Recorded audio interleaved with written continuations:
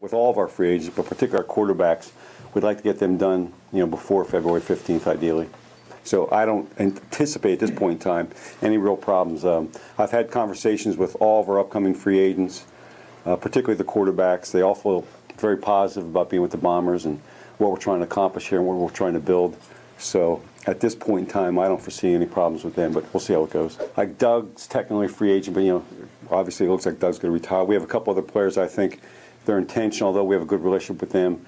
They may want to try the NFL route. So I think it's going to come down to maybe 8 or 9 that we have to re-sign. And I don't foresee any problems with any of them. We've had very good conversations with all of them. Some of them actually wanted to re-sign. We've approached about re-signing earlier, but they actually had some tax issues, it was actually better for them from a tax standpoint if we did it in 2012 as opposed to 2011. So at this point in time, we feel real positive about re-signing everybody, but we'll just see how it evolves. I think I'd probably still like to improve our overall Canadian non-import depth. I think we've started to address that, but I want to continue to build on that. I think that's really important. Probably even more so than when I was back here in the mid-'80s. I think your ability to have not only quality starters but depth there, whereas when you have an injury, to make sure somebody can step in and still really be productive as a non-import starter. I think that's something we'll continue to work on. Coach, does he also like to see more competition in kicking? You got any place you can go to help that happen? We haven't started that evaluation process, but we certainly will, and I think that's absolutely a valid point. We have to be more productive in that part of the game, and we will be.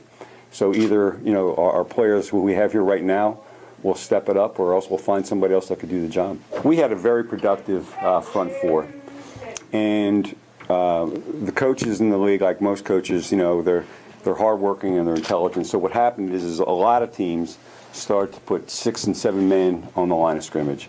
And a lot of teams, Odell Willis was getting double teamed. And so our front four is putting such pressure on the quarterbacks that they had to go what's called max or maximum protection. And a lot of times Odell was being chipped by the back or double teamed. And so I think that was a large measure why his production kind of tapered off too. And that wears on you after a while. Your body starts to wear down when you have 2 people all the time hitting on you. So I think that could also be a large component of maybe why he kind of dropped in production to some degree. Can you shed any light on the meetings you're planning on having with Paul Appleese to discuss the offense season? No, I'm not going to do that. No, I mean, it's obvious we have to be more productive there. Paul's aware of that. I'm aware of that. We have very constructive, frank discussions about everything on the team. And to Paul's credit, I think he's always open to acknowledging, where we have to get better. And he and I will have very in-depth conversations about what we need to do to, get the offense to the championship level that we want it to be. Were you happy with the job he did? Absolutely. We went from 4-14, obviously.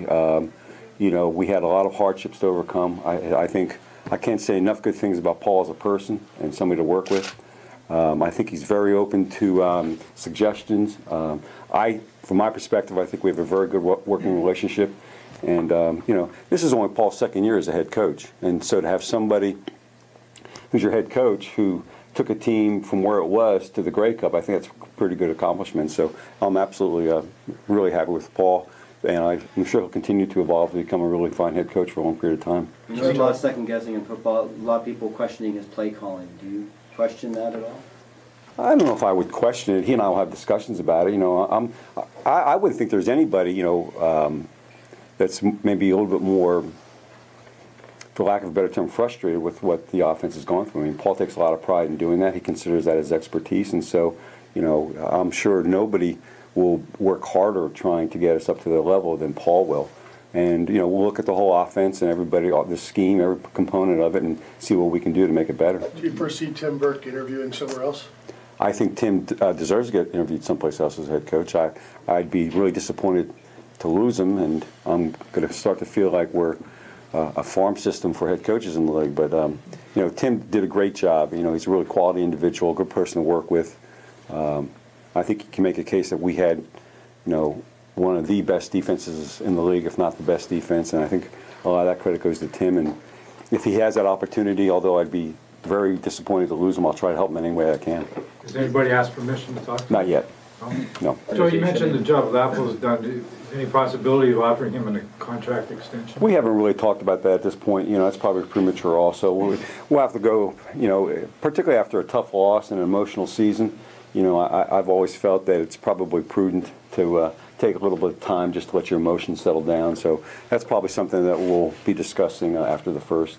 This team, after 2007 Grey Cup loss, kind of complacent might have been the word to describe the off season. What do you do now that you were this close and everybody's feeling pretty good? What do you do to strike a balance between getting better and keeping the talent that got you here? Well, you guys have been around me for 2 years, so you can just imagine. I woke up about 2 o'clock in the morning on both nights, and I was hoping last night to get a little bit easier, but it didn't. You know, I can't help myself. I'm just driven for us to be the best. And, you know, I'm aware that we were a good team this year. We weren't a great team. And so there's things we have to do that I've already thought about. We'll start to implement them as this off-season goes about it. But, you know, we're going to strive to get better. And we won't be complacent. And there'll be probably, you know, some changes made because they have to be made to get where we need to go. I'm aware of what I want to do in that regard, and hopefully we'll be able to execute that in the off season. But we will never be complacent as long as I'm here, and we're always going to be on the razor's edge, you know, trying to get better. Because if not, you're going backwards.